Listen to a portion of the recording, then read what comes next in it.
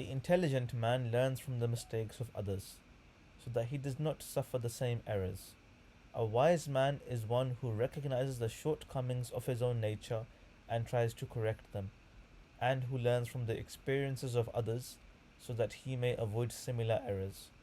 The man of understanding profits from the errors of others and takes heed so that he does not fall into the same pit. He who is wise and learned, who recognizes the faults of his own nature and strives to correct them, who learns from the experiences of others and takes heed, will escape many mistakes and will lead a happy life. Imam Ghazali.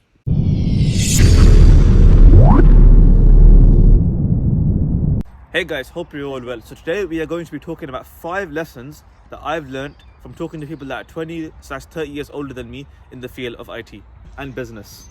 So lesson number 1, experience.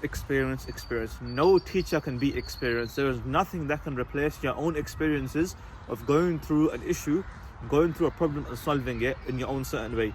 Now, for example, I have only learned what I have learned through trying new things, trying things that I don't know anyone that has tried, or trying things that someone that I don't know has tried. Trying things, learning from them, making mistakes, gaining the experience, then making good judgments and better judgments based on that experience. That's something that I learned from most of the elders that I speak to, is that try new things, learn new experiences. Take a random trip to Turkey, go to another country, go and meet new people, have new experiences, go to a new town that you've never been to before. Go and see a village. If you don't like cities, go to a village. If you don't like villages, go to a city.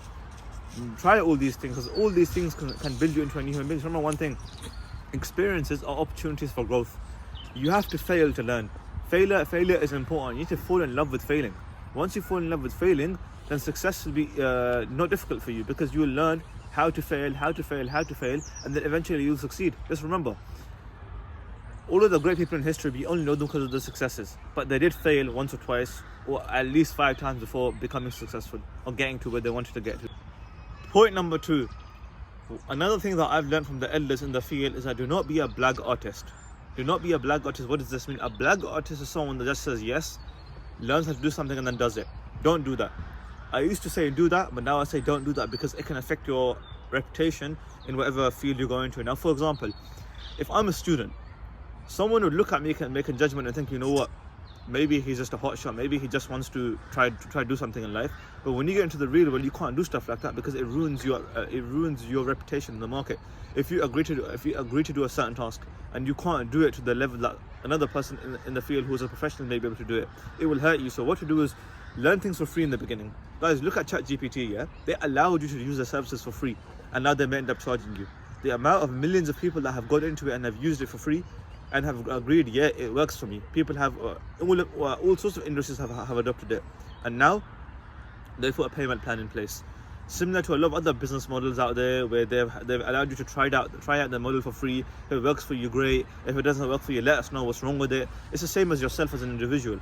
If you believe that you can do something, go to the market leading experts and say, okay, I think I can do this. Let them try you out, let them give you tasks, and then once they agree that, you know what, you're good and you can do something and you can make a difference or add value to a business or organization, then go ahead and charge for it. And then you can charge whatever the hell you want to charge, because you are worth it, and you can add and you can provide that sort of level of service or provide that sort of result to an organization. So guys, do not be a BLAG artist. If you can't do something, say you can't do it, or tell people your level of experience and quality. And do not say you can. Do not promise the stars if you can't do it. That's all I've got to say. Point number 3, guys, is learn how to introduce yourself.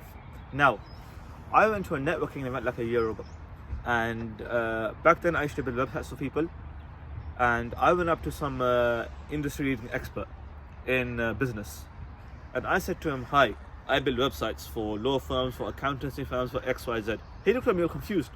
He said, what? I said, I build websites for XYZ. He said, no, that's not how you introduce yourself. This is the first time I'm meeting this individual.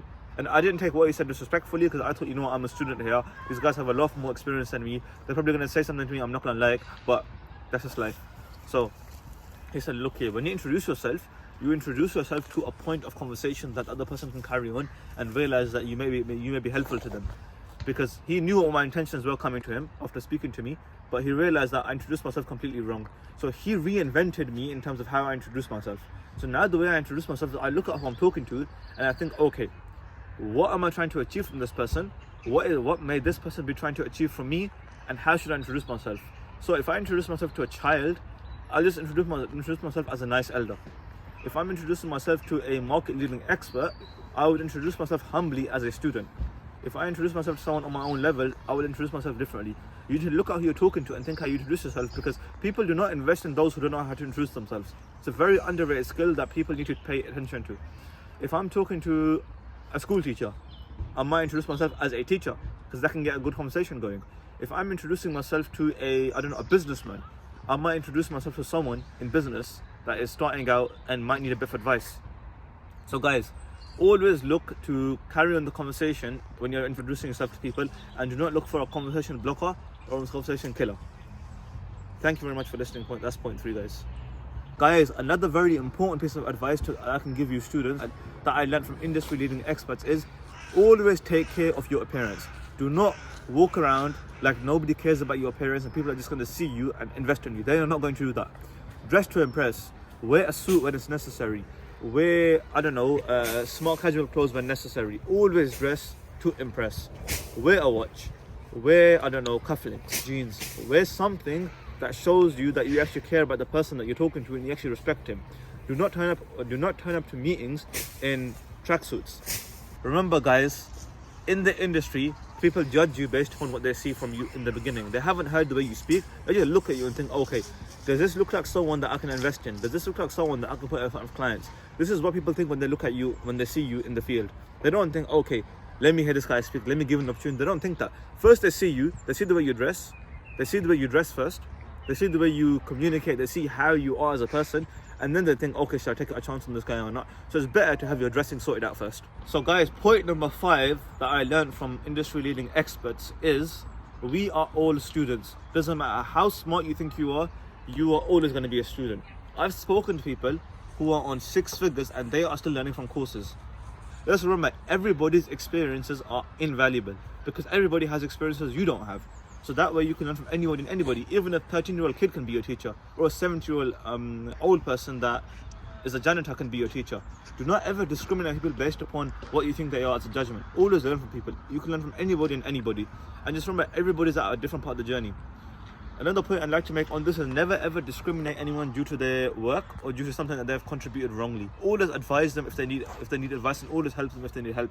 Just remember, we are all trying to get somewhere in life. We are all trying to move forward. Not be someone that discriminates people upon the work that they try to do or when they try to contribute properly. Always be one to give a helping hand, and always be one to advise, help, and be there for people when they need you. Your character is something that is going to be valued a lot in the field. Nothing is ever as important as your morals and principles in the field, and those that are at the top of the field, they recognize that and they see that and they respect that too. Nobody respects somebody who just does everybody over to get what they want. Nobody respects that person. They might be scared of them, they might like his attitude in like a competition type of way, but they will not invite that person over to their house, and they won't invite that person over to be their friend. Remember, you're a student, do not discriminate. Competitive nature is good, but in a positive and healthy way. In a way where everyone's respected and everyone feels like, you know what, it's a bit of fun. But don't do it to the point that it consumes you and it consumes yourself and you want to destroy everybody around you. Do it in a positive and happy and healthy way. Guys, I hope you found that all helpful. Like, comment, share and subscribe. If you found this helpful, comment helpful. Thank you very much for your time, guys, and I'll see you next week.